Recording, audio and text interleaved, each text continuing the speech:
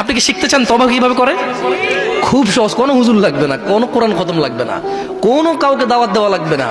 দিন হতে হবে জরুরি নয়, রাত হতে হবে জরুরি নয়, নামাজের সময় হতে হবে জরুরি নয়, জরুরি নয় ওযু থাকতে হবে।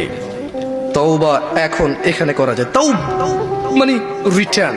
তওবা মানে কি? রিটার্ন মানে ফিরে আসা।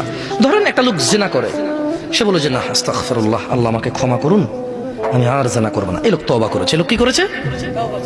এরপরে সে যে তওবা করেছে এটা প্রমাণ হবে কিভাবে? সে যদি আর কোনোদিন আল্লাহকে ভয় করে জিনা না করে। বুঝে আসছে না? আসেনি? মদখোর বলল যে না আমি আর মদ খাবো না, কেন? আল্লাহ এটা অপছন্দ করে। তো এটা কিভাবে মানে তওবা বলে গণ্য হবে? যখন সে আর এই কাজ করবে না, যখন সে আর এই কাজ।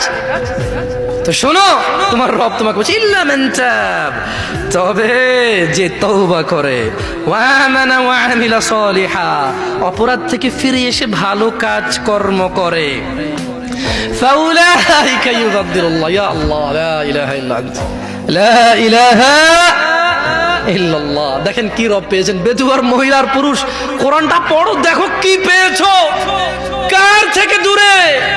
মা গররাকা বিরাব্বিকাল কারীম ইয়া নাস, কিসে তোমার এত দয়ালু রব থেকে তোমাকে দূরে রেখেছে? কি তোমার রবের দয়া দেখবে? বলছেন যে ফাউলাইকা ইউবাদদিলুল্লাহু সাইয়্যাতিহিম হাসানাত, বলছেন যে আল্লাহ তোমার অপরাধকে নেকিতে পরিবর্তন করে দেবে।